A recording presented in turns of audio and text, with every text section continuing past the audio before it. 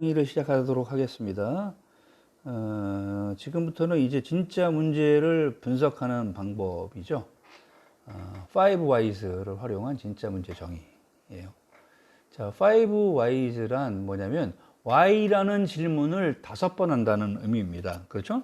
Why는 왜라고 우리가 얘기할 수 있는데 왜라고 물어보고 거기에 답을 하고 하는 것을 5번 반복하는데, 자, 오늘 왜 늦었어? 하면 늦잠을 잤어요. 왜 늦잠을 잤어? 피곤해서요. 왜 피곤했어? 예를 들면 이런 식으로 반복하면서 문제의 근원 원인을 찾아가는 그런 방식이라는 거죠. 그래서 대개 5번 정도 질문과 대답을 반복하다 보면 결국 문제의 핵심이 드러난다고 해서 이제 붙여진 이름이고요. 일본 도요타 공업이라는 회사, 도요타 많이 아시죠? 지금은 이제 자동차 유명한데, 사키치 회장이 고안한 방식입니다. 자, 이 5Whys를 적용을 해서, 5Whys를 적용해서 자동차가 멈춘 근본 원인을 파악하는 거예요. 자동차 회사의 도요타 공업사의 회장님이시다 보니까 당연히 이제 거기에 대한 관심이 있으셨겠죠. 자, 왜 자동차가 멈추었는가라는 게 첫 번째 질문이에요. 거기에 대한 답변이 기름이 떨어졌기 때문입니다. 왜 기름이 떨어졌죠? 라고 또 질문을 하는 거예요. 아침에 출근할 때 주유하지 않았으니까요. 왜 아침에 주유를 하지 않았습니까? 돈이 없었어요. 왜 돈이 없었죠? 지난밤에 지갑을 잊어버렸기 때문입니다. 지갑을 왜 잊어버렸어요? 과음을 해서 인사불성이 되었기 때문입니다. 이런 식으로 이제 원인을 파악하는 그런 과정을 5Whys 방법을 이용해서 진짜 문제를 정의하는 겁니다. 자, 5Whys가 적용된 사례를 한번 살펴볼게요. 제퍼슨 기념관이라고 하는 미국의 워싱턴에 있는 그 초대 대통령이죠. 이 제퍼슨 대통령에 대한 기념관이 굉장한 관광 명소예요. 그런데 오래되다 보니까 외벽이 심하게 부식돼서 외관적으로는 보기 아주 힘든, 아주 흉한 몰골을 하고 있는 그런 상황입니다. 그래서 자, 문제가 뭔지는 아시겠죠? 외관이 너무 흉하다. 그러면 최초 인식된 문제 한번 정의를 하면 어떻게 되겠습니까? 정의하면 제퍼슨 기념관의 외벽이 흉하지 않도록 무엇 하기 위해서 부식을 방지하는 방법을 모색하자, 무엇 하자 하는 거죠. 무엇 하도록 하기 위해서 무엇 하자 하는 거예요. 자, 이렇게 해서 첫 번째로 최초로 어떤 문제 정의를 내렸습니다. 그러면 여기에 진짜 문제를 정의하기 위해서 5Whys라고 하는 이 방법을 적용을 시키면 이제 여러분들 화면에 보이시는 것 같이 한번 접근을 하는 거죠. 자, 왜 첫 번째예요. 왜 기념관 외벽이 부식이 되죠? 그러면 거기에 대한 답변으로는 독한 세제로 외벽을 세척하기 때문입니다. 왜 독한 세제로 외벽을 세척하는 겁니까? 라고 두 번째 질문을 던지니까 외벽에 비둘기 똥 같은 이런 것들이 많이 붙어서 그것을 제거하기 위해서 그렇게 했어요. 왜 외벽에 비둘기가 배설물을 거기다 싸는 거죠? 기념관 안팎에 그 비둘기의 비둘기가 주로 먹는 거미가 많아서 비둘기들이 많이 몰려들기 때문입니다. 그래요? 그럼 왜 기념관 안팎으로 거미가 많이 생기는 건가요?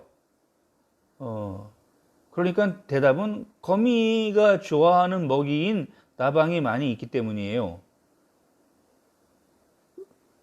5번째 질문이죠. 왜 기념관 안팎에 나방이 많은 거죠? 해가 지면 기념관의 외부 경관을 감상할 수 있도록 가장 먼저 켜는 주위 조명이 이 불빛 때문에 나방이 모이기 때문입니다. 이렇게 해서 그러면 나방이 문제구나라고 이렇게 알 수가 있는 거예요. 그렇죠? 외관이 너무 허술하고 허물어지고 이렇게 해서 했는데 나방 때문에 외관에 문제가 생겼다라고 이렇게 문제를 정의할 수 있게 되는 거죠. 자, 그런데 이제 이제 진짜 문제를 정의하는 거예요.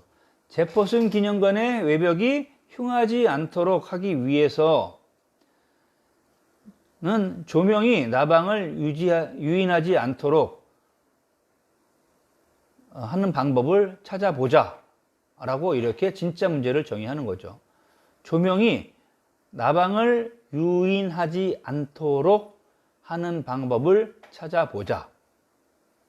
그래서 이 방법으로 제안한 대안이 첫 번째는 제퍼슨 기념관의 조명을 평상시보다 한두 시간 늦게 켜는 방법. 이렇게 하니까 나방의 수가 크게 줄어들면서 나방을 좋아하는 거미를 좋아하는 비둘기, 이 먹이 사슬의 변화가 생겨서 결국 비둘기가 많이 줄어들었고, 개체수가. 그러니까 비둘기 개체수가 많이 줄어드니까 비둘기가 이 외관 지붕이나 벽에다가 배설물을 덜 묻히게 되었다 하는 겁니다. 자, 두 번째 사례는 이제 고속도로에서 교통체증이 일어나요. 자, 여러분들 제주도에는 뭐 고속도로는 없고 이제 고속화도로는 있죠. 그 다음에 뭐 경부선, 경인선, 뭐 88선, 뭐 엄청난 그 고속도로들이 있습니다. 자, 특정한 고속도로에 교통체증이 심하다고 해서 운전자들이 거기 지나갈 때는 차가 너무 많아서 짜증이 나, 이런 얘기를 했다고 해요. 그러면 우리가 뭐가 문제라는 것을 직관적으로 처음에 얘기할 수가 있겠습니까? 차량 운전자의 불만을 하기 위해서 고속도로를 차로폭을 넓히자라는 식으로 이제 길이 넓어지면 소통되는 차량이 정해진 시간에 더 많이 소통될 수 있고 시원시원하게 달릴 수 있지 않겠냐라고 이제 첫 번째 문제 정의문을 만들었습니다. 그 다음에 이 5Whys라는 방법을 이용을 해서 질문과 대답을 반복하면서 진짜 문제를 이제 발견하고 정리하려고 해요. 자, 첫 번째, 왜 교통체증이 심해지는 거죠? 하니까 고속도로의 차량 소통이 원활하지 않기 때문입니다. 왜 차량 소통이 원활하지 않은 건가요? 고속도로의 특정 지점에서 차량의 통행량이 갑자기 증가하기 때문이죠. 왜 그 특정 지점에 많은 차량들이 들어오게 되는 거죠? 하니까 특정 지점에서 병목 현상이 발생하기 때문입니다. 즉 특정 지점에 설계가 잘못됐다라는 인식을 할 수가 있죠. 그래서 진짜 문제, 꼭 5Whys지만 5단계로 나눠서 구체적으로 만들어야 되는 건 아니에요.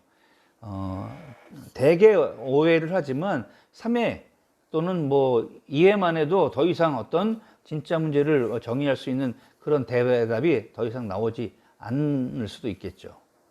그래서 이제 진짜 문제로 이렇게 정의를 내렸습니다. 차량 운전자의 불만을 해소하려면 특정 지점의 병목 현상을 해결하는 방안을 찾아야 한다라는 것으로.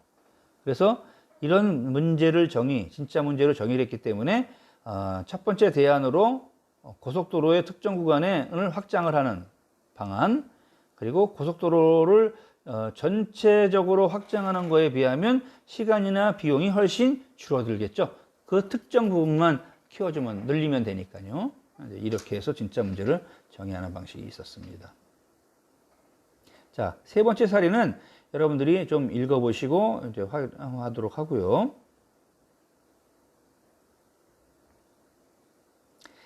이번에는 이제 파레토 도표를 설명을 하려고 합니다.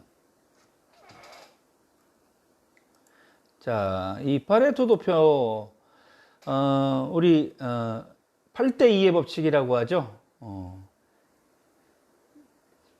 세상에 20%의 사람이 가진 부가 80%의 사람이 가진 부보다 더 크다. 예를 들면 이런 것도 8대의 법칙이에요.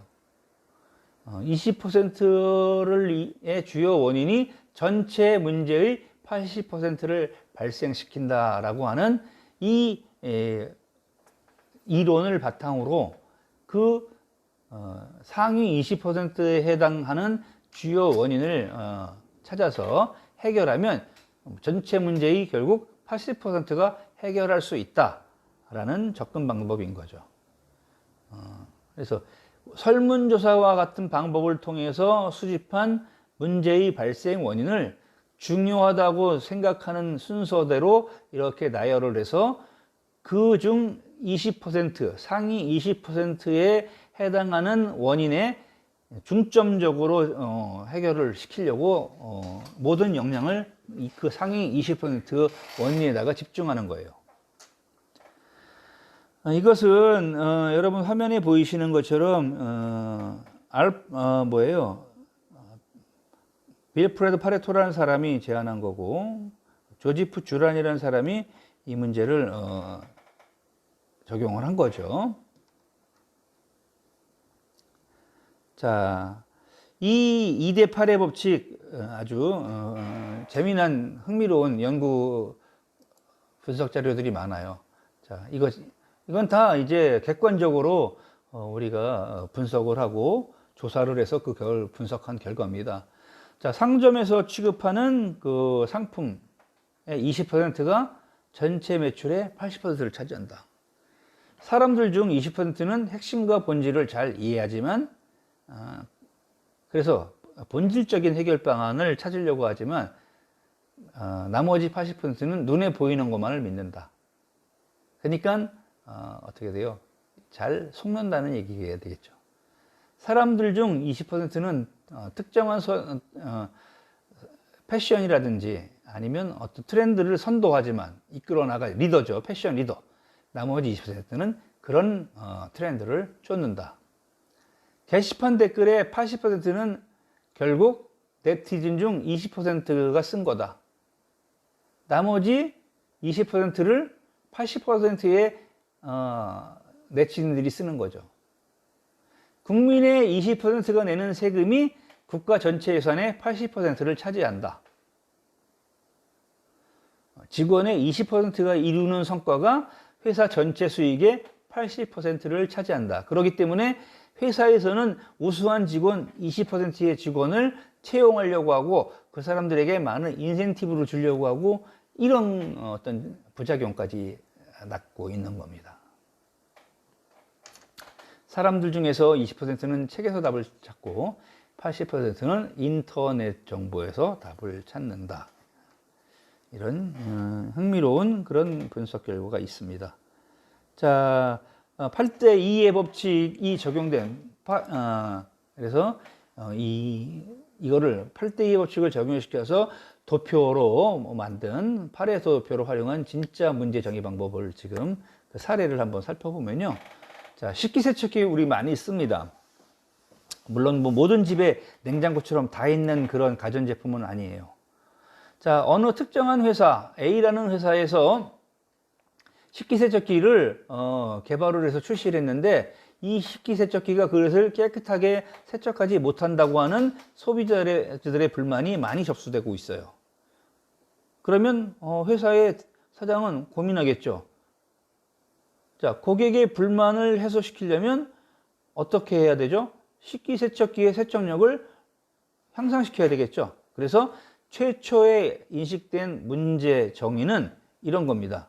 고객의 불만을 해소하기 위해 식기세척기의 세척력을 향상시키자라고 이렇게 최초로 문제 정의를 했어요.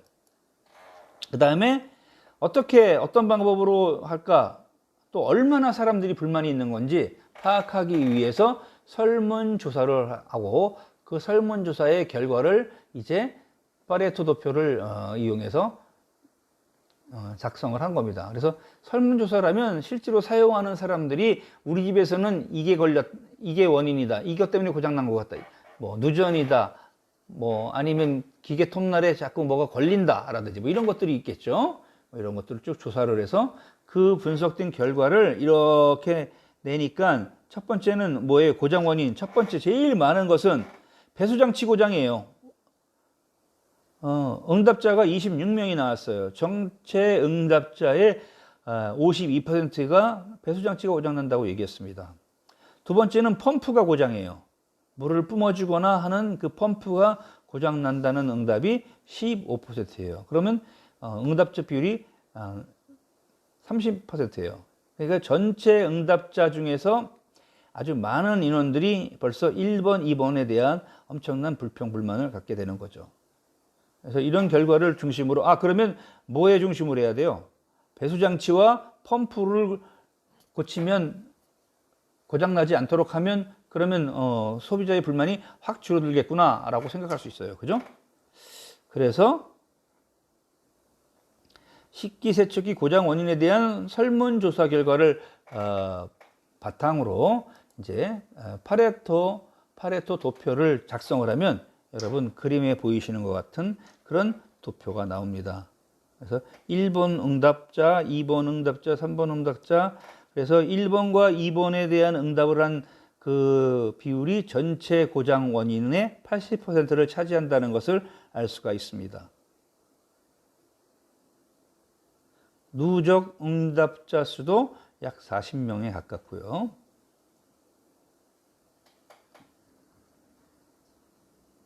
자, 이렇게 이제 알았기 때문에 이 파레토 도표를 활용해서 진짜 문제를 정의를 해야 되겠죠. 그래서 식기세척기의 세척력을 향상시키려면 배수장치와 펌프를 개선하자.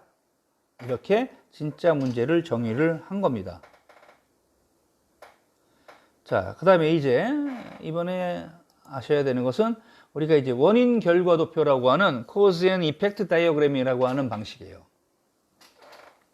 어떤 문제, 어떤 일의 결과가 그 결과에 영향을 미치는 원인을, 그 결과와 원인을 체계적으로 표현하는 그림이 이 Cause Effect Diagram입니다. 여러분 이렇게 생선뼈와 같다고 했죠? 그래서 오른쪽 머리에는 그 결과, 즉 문제예요. 그죠? 문제고 그 문제가 일으키는 그 문제를 일으키는 원인들을 이제 왼쪽으로 가면서 이렇게 등뼈처럼 문제의 원인들을 붙여서 시각적으로 표시를 해주는 겁니다.